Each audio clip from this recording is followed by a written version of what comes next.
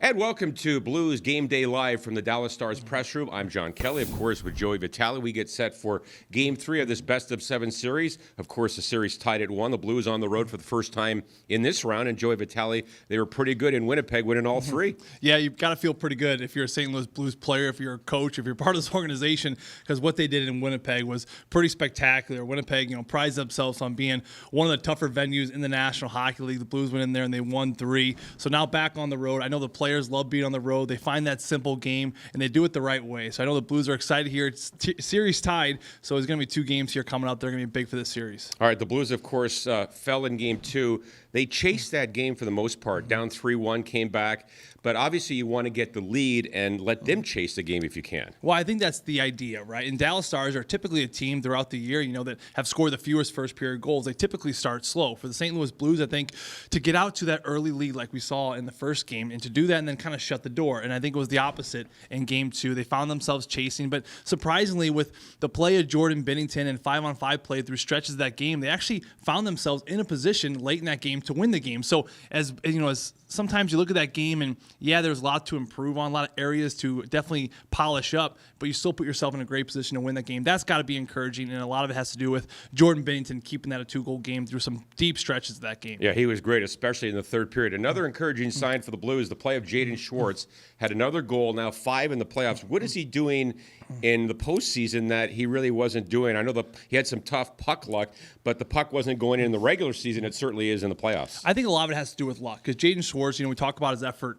all year long, about he's right there. It just has not bounced in for him. But I think he's starting to finally get that puck luck. But for me, you look at that last goal in Game 2. To me, this is what he's doing probably better than he's done all season long. He's getting to the net, and he's really having to fight to get there. This is a play in Game 2. It pucks in the corner, it goes out to the point. It's a spinning puck. Colton Parayko doesn't even get everything on it. It's going to be a routine save for Ben Bishop. But it's the effort and second effort of Jaden Schwartz, who has to get around Zuccarello. He's got to get desperate and feisty in front of that net, barely gets a stick on it, and then it tips in for that goal. It was a big goal in that game. We saw it in Winnipeg. It's continuing to go in Jaden Schwartz's favor in this series as well. But really, it's just about getting more gritty, getting to that front of the net. He's doing a terrific job doing that. Joey, another storyline to me in the first 2 games is very apparent that both teams want their defense to jump up. Parayko, of course, had a goal in Game 2. The Blues like to get their defense involved, as we know. But Dallas the same way. I mean, players like Heiskanen and Klingberg, they'll go at any point. So it might be whose defense has better success jumping up that could decide the series. I really think it's going to be the wild card. I really do. And I look at what Heiskanen did in Game 2.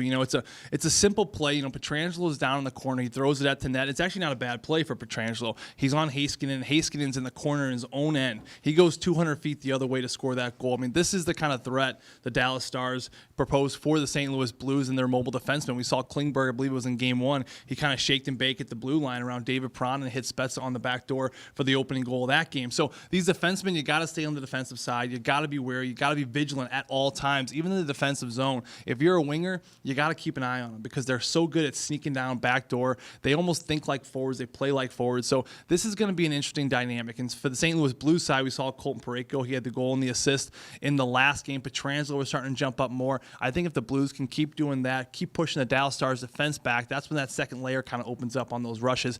And I think whoever does that here tonight hopefully will take Game 3. All right, Game 3 tonight, 7 o'clock start time. It's on TV on NBC Sports Network and on radio. You and Chris Kerber are going to bring it to the people on Y98 tonight, right? Can't wait. Let's do it. All right. Blues and Stars, Game 3 tonight from Big D.